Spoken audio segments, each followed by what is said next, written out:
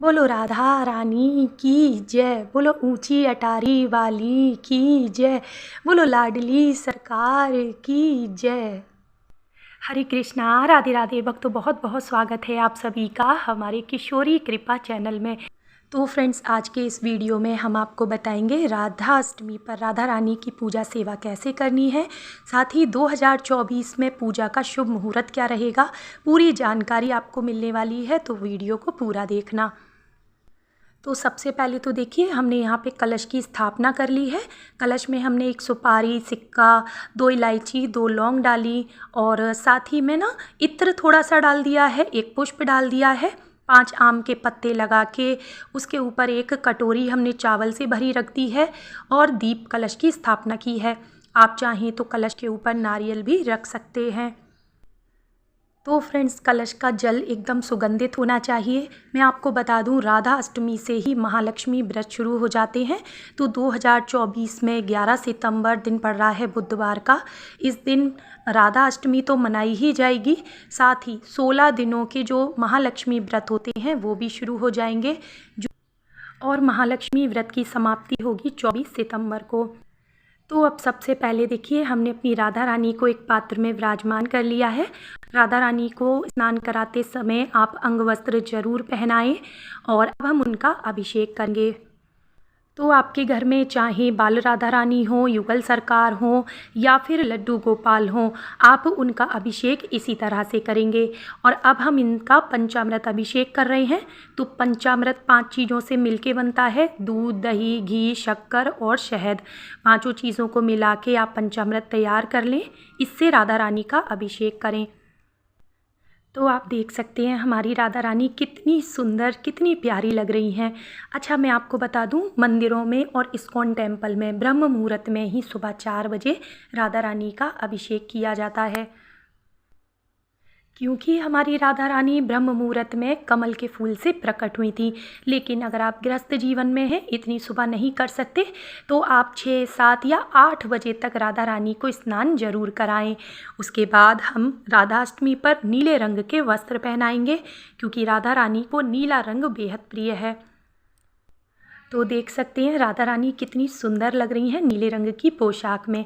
अच्छा, अगर आपके घर में लड्डू गोपाल हैं, राधा रानी नहीं है, तो आप लड्डू गोपाल जी का अभिषेक करें और राधा रानी स्वरूप में उनका श्रृंगार करें। और अगर आपके पास लड्डू गोपाल भी नहीं है, तो फिर आप राधा कृष्ण की कोई भी फ़ोटो रख के उनकी पूजा कर सकते हैं, क्योंकि बांके बिहारी मंदिर में बांके बिहारी जी को भी राधा अष्टमी पर राधा रानी का स्वरूप ही दिया जाता है। अच्छा, एक चीज़ और हम आपको बता दें कि पूरे साल में एक ही बार राधा रानी के चरण दर्शन किए जाते हैं, जो कि सिर्फ राधा अष्टमी पर ही होते हैं। तो अगर आप बरसाना जा रहे हैं, वृंदावन जा रहे हैं या किसी भी मंदिर में जा रहे हैं, तो राधा रानी के चरणों के दर्शन ज़रूर करें। और अगर आप घर पर ही रह के अपनी राधा रानी की सेवा कर रहे हैं, लड्डू गोपाल की सेवा कर रहे हैं, तो आज के दिन उनके चरणों का पूजन जरूर करें। घर के सभी सदस्य मिलके चरणों में सर जरूर झुकाएं, क्योंकि राधा अष्टमी पर राधा रानी के चरण दर्शन करने से जीवन में सुख, समृद्धि, ऐश्वर्य की प्राप्ति होती है।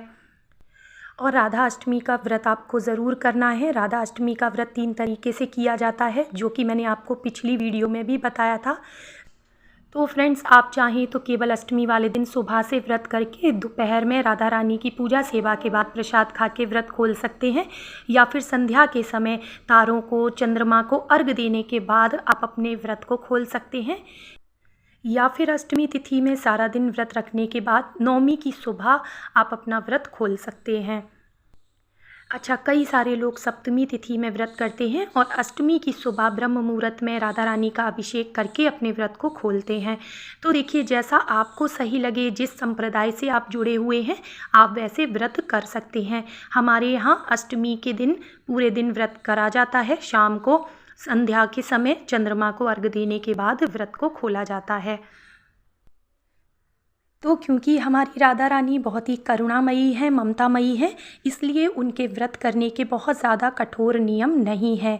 ऐसा नहीं है कि हम व्रत नहीं करेंगे तो हमें पाप लगेगा, लेकिन अगर हम राधा अष्टमी का व्रत करते हैं तो इससे हमें बहुत ही ज़्यादा पुण्य की प्राप्ति होती है।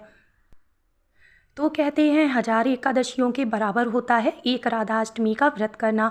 राधा अष्टमी के व्रत करने से हमारा दाम्पत्य जीवन सुखी होता है, हमारे घर में सुख समृद्धि का वास होता है और सुहागन महिलाओं को अखंड सौभाग्यवती रहने का वरदान मिलता है राधा रानी से।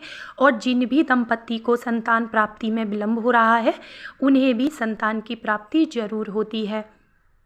तो फ्रेंड्स, राधा अष्टमी का व्रत करना बहुत ही ज़्यादा फलदायी पुण्यदायी होता है और बिना राधा रानी की कृपा के कृष्ण हमें कभी भी प्राप्त नहीं हो सकते। और जिन लोगों ने भी जन्माष्टमी की है बिना राधा अष्टमी किए बिना, उनका जन्माष्टमी का व्रत भी अधूरा माना जाएगा। तो राधा रानी के श्रृंगार के बाद अब बारी आती है राधा रानी को पुष्प अर्पित करने की। तो देखिए, वैसे तो आपको जो भी फूल आसानी से मिल जाए वो आप चढ़ा सकते हैं, लेकिन आज के दिन आप कोशिश करें कि कमल का फूल आप ज़रूर लाएं। वैसे तो कहते हैं 1000 कमल के फूल अगर मिल जाएं तो राधा सहस्त्र नाम पढ़ते हुए राधा रानी को अगर कमल के फूल चढ़ाए जाएं तो इससे कहते हैं आपकी कैसी भी कोई भी मनोकामना क्यों ना हो वो अवश्य पूर्ण होती है, क्योंकि ऐसा शास्त्रों में वर्णित है। लेकिन देखिए, सभी के लिए इतना पॉसिबल नहीं होता है, तो हम कम से कम 1, 5, 7, 11, 21 जितने भी कमल के फूल मिल जाएं वो हम चढ़ा सकते हैं। आप चाहें तो राधा रानी को आप जहां बिठा रहे हैं उनके चारों तरफ गोलाई में आप कमल के फूलों से भी सजावट कर सकते हैं। और मान लीजिए आप किसी ऐसी जगह रहते हैं जहां कमल के फूल मिलते ही नहीं हैं, तो फिर आप कमल गट्टे की माला लेके वो भी राधा रानी को अर्पित कर सकते हैं।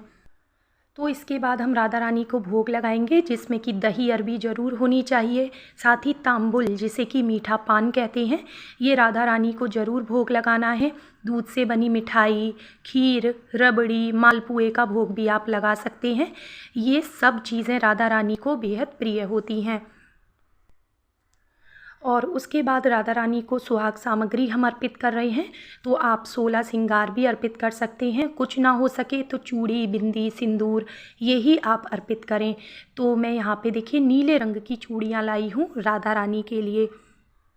अच्छा, जो भी आप श्रृंगार सामग्री चढ़ाएंगे, चूड़ी, बिंदी, सिंदूर, ठीक है, वो आप थोड़ा सा उसमें से कुछ भी अपने लिए ज़रूर रखें, बाकी आप किसी को भी दान कर सकते हैं। और कुछ दक्षिणा हमें ज़रूर अर्पित करनी है। दक्षिणा अर्पित करने से पूजा में रही कमी दूर होती है।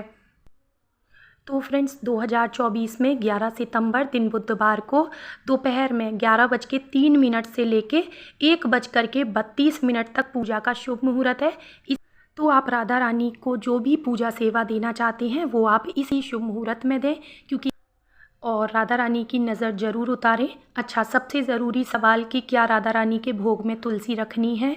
तो हाँ जी, बिल्कुल रखनी है। राधा रानी बिना कृष्ण के पूजा सेवा स्वीकार नहीं करती हैं और राधा रानी की सेवा कभी भी अकेले नहीं की जाती है। तो आप अपने लड्डू गोपाल जी को भी साथ में ज़रूर विराजमान करें।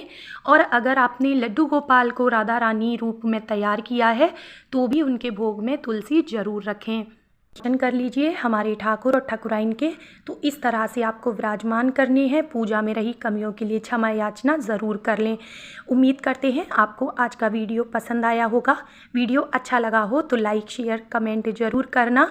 चैनल पर नए आए हैं तो सब्सक्राइब ज़रूर कर लेना। वीडियो का करती हूँ मैं यहीं पर एंड। मिलती हूँ नेक्स्ट वीडियो में।